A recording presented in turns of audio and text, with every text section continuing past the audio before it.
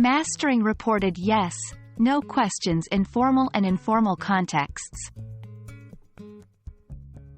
Hello there, language enthusiasts.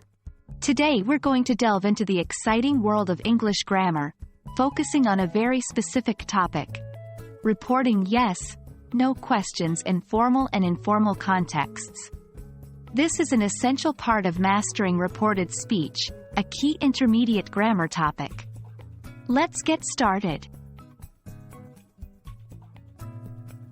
To begin with, we need to understand what reported speech is. Also known as indirect speech, reported speech is when we tell someone what another person said. But remember, we often don't use the exact words. That would be direct speech.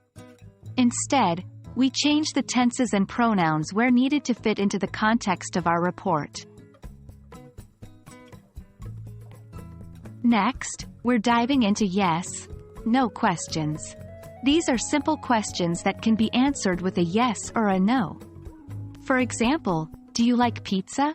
When we want to report these questions, we use a special structure. The key is to always start with the reporting verb, e.g., ask, wonder, followed by if or whether. For example, if Jane asked, "Do you like pizza?" we can report it as, "Jane asked if I liked pizza," or "Jane wondered whether I liked pizza."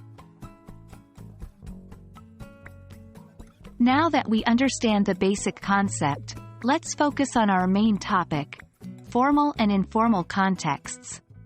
The beauty of English is that you can adapt your speech depending on the situation. In a formal context, such as an academic paper or business meeting, you might say, "She inquired whether he had finished the project." In contrast, in an informal context, like a conversation with a friend, you could say, "She asked if he'd finished the project." Notice how inquired sounds more formal than asked, and whether sounds more formal than if. And that's what we mean by adapting your speech according to the context. We know this can be a bit tricky, so practice is key. Try to come up with your own examples of reported yes, no questions in both formal and informal contexts. It'll help you get comfortable with this concept. And there we have it. A whirlwind tour of reporting yes, no questions in different contexts. With a little bit of practice, you'll be able to effortlessly adjust your English depending on the situation, whether it's a laid-back chat with friends or a formal business meeting.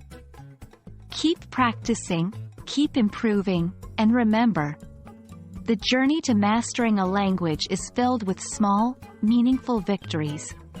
Happy learning, and see you in our next video.